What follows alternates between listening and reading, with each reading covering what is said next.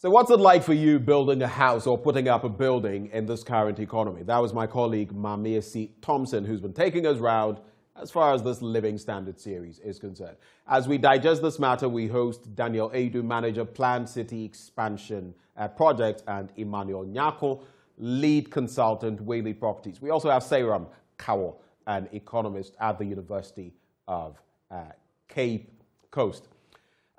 Let's maybe start with the very basics when it comes to what we are facing now. And from what I hear, a bag of 50 kilograms of cement is going for 55 cedis. So more than a cedi per kilogram.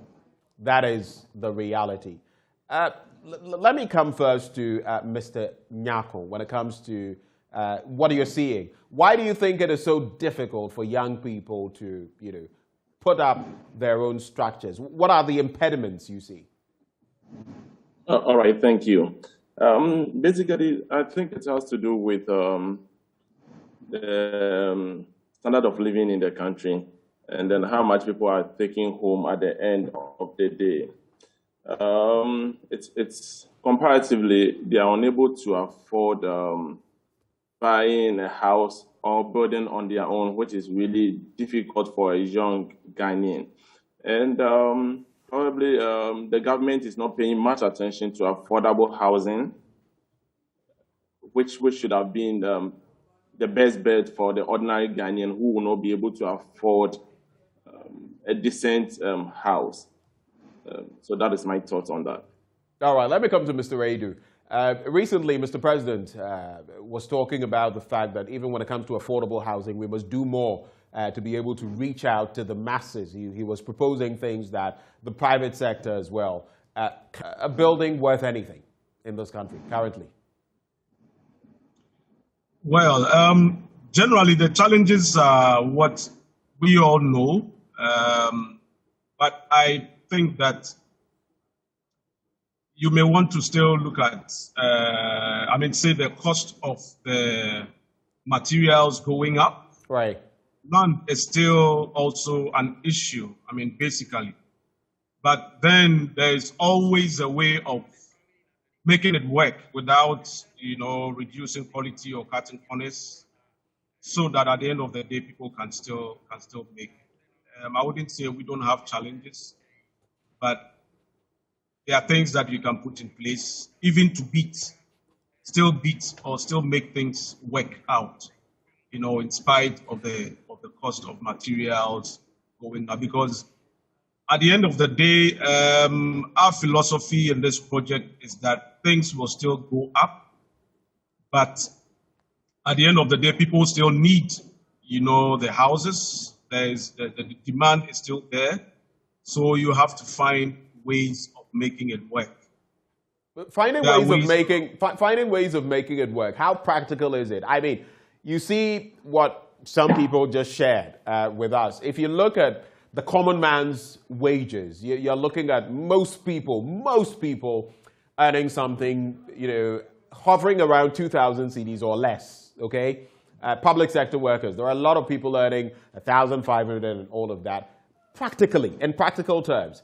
How do you manage that to survive, to eat, to take care of your family, to pay rent, to pay for utilities, and even consider putting up a building? Do you see how practical this gets? How possible is it?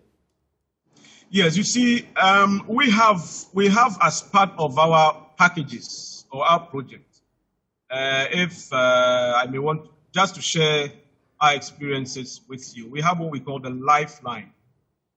We all know that the average Ghanaian is able to complete the average Ghanaian, working person, is able to put up his or her own house somewhere around 15 years, sometimes 12 years or more. There are those who, as we keep saying, who may still be able to have just put up one bedroom at the time that he or she is going on pension. You understand? So we have broken down, we have a system where we have broken down incremental payments, installment payments for as low as 650 Ghana cedis a month. So you can get access to a fully a fully built one-bedroom house, which is expandable to two. By the time you have finished paying 15% or in 4 years' time, then your add-on comes on somewhere around when you have done 20%. If you are doing, If you are doing, say, a 3-bedroom house, you can start from as low as 870 Ghana cedis a month. You see, and it is as practical as that. If you want to add, or if you add up what we call the corporator route, of making some of these things work, because then you have a lot of people coming together to make these things work. Right. You understand? So it's as low as that. You can get the same quality, even better. Okay. Better quality, than you have in some places. Let me bring in Emmanuel Nyako. You're with Waylead Properties. Tell me, looking at the surging cost of everything, from cement to, even if you want those stones, if you want iron rods and everything, the goods and the services when it comes to the building sector, everything is skyrocketing. What would you propose to young people who are trying to put up an edifice, something dignified for them to live in? Would you propose that they build themselves, or that they do what some of you do with your property, so that they buy and maybe have services given to them as well? Practically, what should they do? All right. This is a two-way thing for me. Some people might want to build on their own, which comes with its own issues. Access to social amenities, water, electricity, good road becomes a problem at times when you are building on your own. Now, for me, where I sit, the best bet will be from buying from a very good, renowned real estate company like Waylead. So we have all the infrastructures done. We've done the roads, the electricity, and everything. But there again, and if there's no support, like what UN Habitat is doing with Daniel and Co., and you leave the private sector to do everything on their own, pay workers, buy materials, buy land, and at times one land, buy it from multiple people, litigation on land, and everything. At the end of the day, it adds up to our cost as developers. So I think what the government should do, it should be a two-way thing to support housing units for people. Because if you are saying that you are building on your own, then you are not getting a well-planned community as what Waylead or City Extension will be able to give you. Right. Because it's not just the house that we are buying.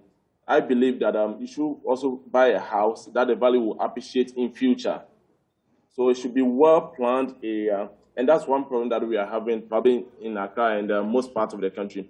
Our cities are not well-planned. So somebody goes to, let's say, Nyanyano or Fete, get a land, put up a house.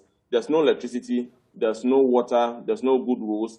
So they have to do contribution before they will be able to get these social amenities, which otherwise should have been provided by the government to the site. So in other words, there's no straightforward answer to this, that build or buy. It's complicated. No. There are many factors to consider. To consider, yes. Right. Yes, all right. Let me bring in Serum Core at this point, because as an economist at the UCC, what would you propose as well for young people? A lot of them, maybe just finding a job after hitting 30 and all of that. You know the situation in our country. What would you propose in terms of how they can manage whatever resources they have, no matter how small, to put up something? What would be your pearls of wisdom that you can share? All right. Thank you very much. In doing this, there is a need for young people to plan. There is a need for a budget on whatever house you want to build. You must have a budget on your own and know that these budgets that I have, these are my inflows and these are my outflows. This is the amount of money that I get from the job that I am doing. A house is a long-term kind of asset that you are acquiring. And so you also need to plan for that particular house that you want to have. We have the experts in real estate telling us that for a one-bedroom apartment, some people spend about 15 years or 10 years in putting it up. That also tells the young person that if I start working, I need to have an account, an investment account that will generate some amount of money so that in 15 years I can afford the money to build the house that I want to build. And so budgeting is very critical. Planning is very critical. And you must also look at the size of your family. If you're a young person, a single bedroom that you can put up with a family that will understand you can also be okay. If you have a family, if it is a 2 or 3 bedroom house that you want to put up, is okay. Now, on the whether we want to build or we want to buy the house, the houses that we have and the category of people that will go and buy the house might be different from the young man that is working now. So if I am looking at a young man, a particular young man, to save enough, buy a land at a place that is affordable, and build the house. What places? Serum, what places would you suggest when you say places that are affordable? Like there are some places, for example, that typically people have felt we can buy land here. Go try that today. It's a very different case. I mean, we might need a case study on that. But so when you say affordable, what range are you looking at? Where are you considering, for example? Good. So the discussion that we are having now is not only in Accra. We are talking about the entire country. Right. And so there are places in Ghana now, if you have 10,000 Ghana cedis,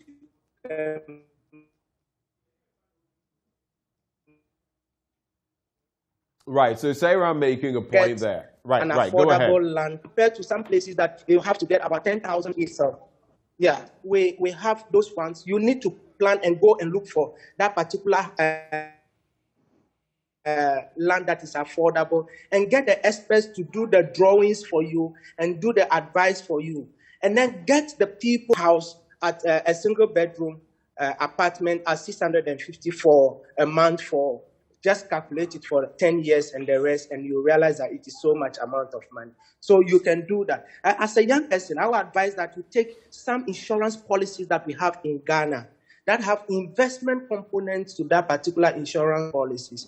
I will not want to advertise for any insurance company, but there are some notable insurance companies that we have in Ghana that have policies for 10 years, 20 years, you can save monthly and you will have enough amount of money at the end of this period to buy the house. You don't. Are you factoring in when you talk of this? You need to. Serum, are you factoring in the fact that there will be inflation, there will be depreciation, and all of that, and that even as you invest, the prices of raw materials, of building materials, of other things will also shoot up. I mean, you must take stock of all of that as well, right? Yes, you are taking stock of all those things, and then you are also you must also remember that the money is not just going into savings account. The money is going into an investment. The insurance companies have the investment component, so the value of the money will appreciate over time. And so by the time that you get to that particular point, you have enough to do what you want to do. And so the young person must do that. We don't have to wait till we reach retirement before we start using our retirement benefits for the house. Those monies are supposed to take care of us when we are no longer working. So when we are in active service, there is the need for us to save, take investment policies. And once we take these investment policies, it will go a long way for us to have the house we want to do. Now, let us also remember that in order to save this amount of money, we need to... Please make this the final point, Serum. Make this the final point. Yes. So once we want to build a house, we need to fiscally discipline ourselves. There are certain things we have to forego today. When we forgo those things, and then the goal that we want to achieve in the next 10 years, the next 20 years of building a house will come to a reality. And that is what I have for the young men of Ghana. Thank you so much. Thank you so much. It's got all of us reflecting. Daniel and Emmanuel, I'll give you 30 seconds each for your wrap-up comments. I'll start with you, Daniel. Yeah, so what I would say in conclusion is that it is possible. It's doable. You just have to start small and then increase it as you go along the line. You don't have to wait till you get the bulk money. And even investments, the way our inflations and things are today, the CD and the inflation figures are today, you cannot say that if you invest for a house today, I mean, like you're putting your money or cash in an investment today for 5 years, you are going to get the same value. You know, it's very tricky. So start small, start now, start from a well laid out place, like what we are doing at the city extension. Okay. And, you know, within 3-4 years, you have a place to be. Many people are coming on board, getting on board, young people, lease, etc., etc. So just start. All right, just start. Emmanuel, what's your bid in 30 seconds? On their toes to be able to partner with the private sector to provide more affordable housing units. If the government is to take some of the burden by developing infrastructures for developers, private developers, definitely our costs will come down, and the ordinary Ghanaian will be able to afford what we are providing to the market. Okay. So I think we should look at that angle also. Gentlemen, thank you so much for joining the conversation. Daniel Adu, Manager, Planned City Expansion Project. There's also Emmanuel Nyako, Lead Consultant, Way Lead Properties, and Serum Kawo, very insightful, economist with the UCC. Right before we draw the curtains on today's show, we'd like to celebrate some of you. Jeffroni Dromo Otu, happy birthday to you. It's from Mom and Dad. A happy birthday to Dr. Nkumban. I love you always, from Phyllis Mapram Nkumban. There's also Bernard Kweku Bludo, ECG Project Office. Happy birthday to you, from Mercy of the Multimedia Sales Department. And to all of you whom we may not know, if you're celebrating your birthday today, guess what? We wish you a happy birthday. My name is Benjamin Akakwo. This is the AM show. At 10 o'clock and at noon, we have our major news bulletins. Do stay with us for the rest of our programming. Have a good day.